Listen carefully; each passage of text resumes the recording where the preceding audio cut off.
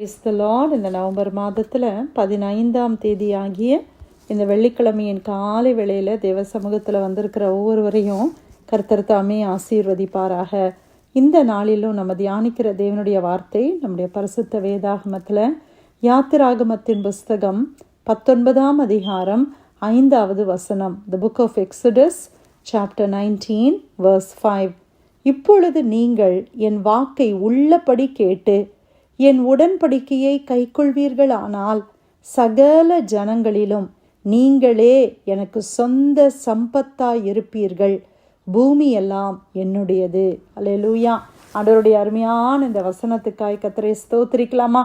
ஆண்டவர் இஸ்ரவேல் ஜனங்களுக்கு சொன்ன வார்த்தையாக இருந்தாலும் இன்னைக்கு நம்ம கூட ஆவிக்குரிய இஸ்ரவேலர்களாக இருப்பதினாலே கர்த்தர் நம்மளிடத்திலே சொல்லுகிற இந்த வார்த்தைக்காய் கர்த்தரை நாம் ஸ்தோத்திரிக்கலாம். ஆண்டவர் சொல்லுகிறார், இப்பொழுது நீங்கள் என் வாக்கை உள்ளபடி கேட்டு. இப்போ கர்த்தருடைய சத்தம், கர்த்தருடைய வாக்கை நாம் அப்படியே கேட்டு நம்முடைய உடன்படிக்கையை கைக்கொள்வீர்களா ஆனால் என்று சொல்லுகிறார். கர்த்தருடைய உடன்படிக்கையை நம்ம கைக்கொள்ளும் பொழுது, தேவன் சொல்லுகிற வார்த்தைக்கு நம்ம கீழ்ப்படியும் பொழுது, ஆண்டவர் என்ன சொல்லுகிறார்?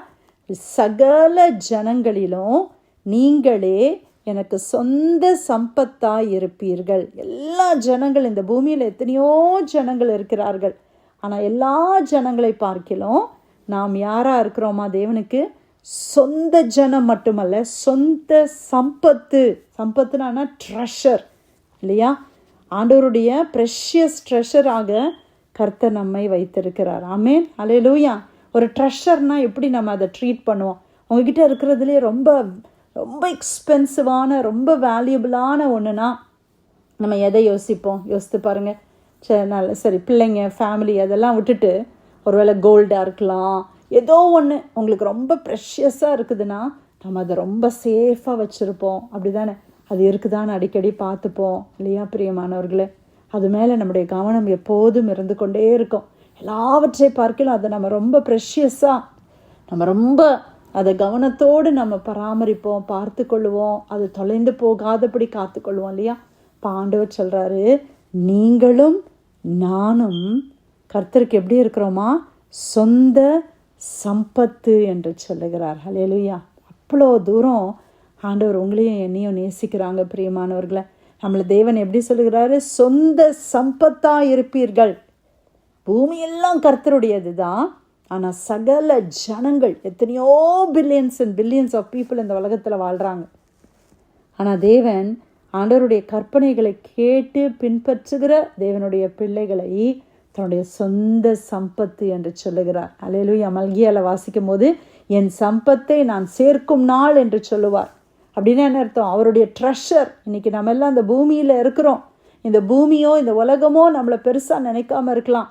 ஒருவேளை நம்மளை குறித்து மனிதர்கள் சொல்லலாம், நீ எதுக்குமே லாய்க்கில்ல, நீ எதுக்குமே உதவி கிடையாது, ஒரு செல்லா காசுக்கு கூட பிரயோஜனம் இல்லை. சிலர் சொல்லுவாங்க அப்படி தானே, உன்னால் எனக்கு கஷ்டம்தான் அப்படின்னு சொல்லலாம். ஆனால் தேவன் நம்மளை எப்படி பார்க்குறாரு? சம்பத்தாய் பார்க்குறார். அல்லேலூயா.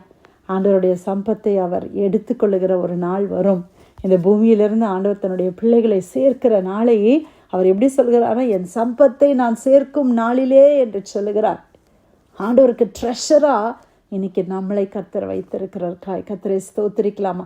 நம்ம ஆண்டவரை நீங்கள் தான்ப்பா என் ட்ரெஷர் அப்படின்னு சொல்கிறது பெருசா, இல்லைன்னா ஆண்டவர் நம்மளை பார்த்து நீ தான் எனக்கு ட்ரெஷர்னு சொல்கிறது பெருசா?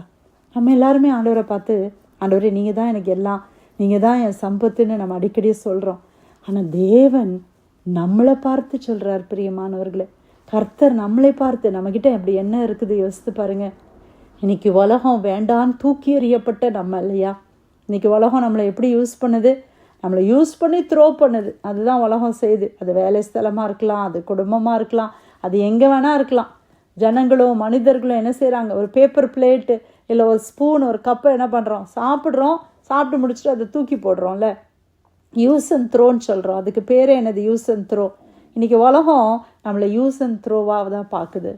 ஆனால் தேவனோ த்ரோ பண்ணப்பட்ட, அதான் அந்த அழகான கண்கள் என்ற பாட்டில் அருமையாக அந்த பாஸ்டர் எழுதியிருக்கிறாங்களே, தூக்கி எறியப்பட்ட என்னை வேண்டுமென்று சொல்லி அரவணைத்த ஒரு அன்பு. இந்த உலகம் தூக்கி எறிஞ்சுது. ஆனால் தேவன் என்ன செய்தாராம்? நம்மளை அவருடைய கையில் அவர் தூக்கி எடுத்து கொண்டார். முத்திரை மோதிரமாக நம்மளை வைத்திருக்கிறார். ஆண்டவருடைய கரத்தில் அலங்காரமான கிரீடமாக ராஜ முடியாக ஆண்டவர் நம்மளை பார்க்கிறார். ஹல்லேலூயா.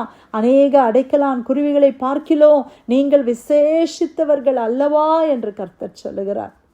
உலகம் நம்மளுக்கு என்ன வேணா நேம்ஸ் கொடுத்து நம்மளை லேபிள் பண்ணியிருக்கலாம். ஆனால் தேவனுக்கு முன்னால ஆண்டவராகிய தேவன் நம்மளை படைத்த கர்த்தர் சொல்லுகிறார், நீ எனக்கு வேண்டும். ஹல்லேலூயா. நீ எனக்கு சம்பத்தாய் இருக்கிறாய். இந்த பூமியில் எத்தனையோ ஜனங்கள் இருந்தாலும் என் வசனத்துக்கு நீ கீழ்ப்படுகிறபடியினால், எனக்கு உண்மையாய் நீ வாழ்கிறபடியினால், என் கற்பனைக்கு நீ செவி சாய்க்கிறபடியினால், என் உடன்படிக்கையை நீ கை கொள்ளுகிறபடியினால், இந்த பூமியின் ஜனங்கள் எல்லாரை பார்க்கலாம் நான் உன்னை சொந்த சம்பத்தாய் பார்க்கிறேன். ஹல்லேலூயா. ஆண்டவருக்கு நம்ம ட்ரெஷராக இருக்கிறோம். அதற்காக கர்த்தரை ஸ்தோத்திரிக்கலாமா? ஆண்டவர் நம்ம மேலே வச்சிருக்கிற அன்பு எவ்வளோ பெரிய அன்பு.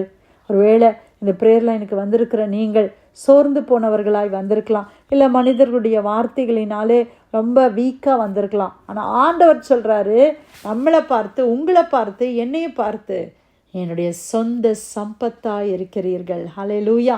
நம்ம ட்ரெஷர்.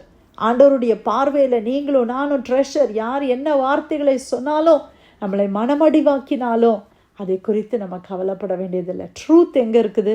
கர்த்தருடைய வசனத்தில் இருக்குது. இப்போ ஆண்டவருடைய வார்த்தை என்ன சொல்லுகிறது, அதைத்தான் நான் ஏற்றுக்கொள்ள வேண்டும். ஆண்டவருடைய வார்த்தையில் ஆண்டவர் நிறைய நேரத்தில் நம்மளை திருத்துகிறார், நம்மளை எச்சரிக்கிறார்.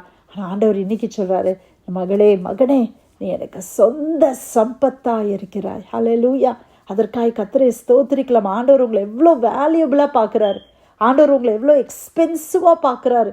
நம்ம கோல்டையும் நம்ம அதையும் இதையும் நம்ம எக்ஸ்பென்சிவாக பார்க்குறோம். ஆனால் ஆண்டவர் சொல்கிறாரு, நீ தான், உன்னுடைய ஆத்மா தான் எனக்கு சொந்த சம்பத்து. ஹல்லேலூயா.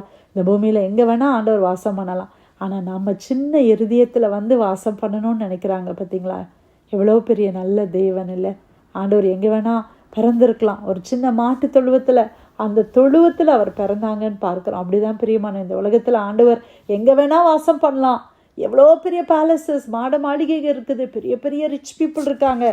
ஆனால் நாற்றம் எடுத்து கொண்டிருந்த நம்மளுடைய வாழ்க்கையில் இயேசு கடந்து வந்து நமக்குள்ள தேவன் பிறந்தபடியினால நம்முடைய வாழ்க்கையே மாறிவிட்டது. ஹல்லேலூயா.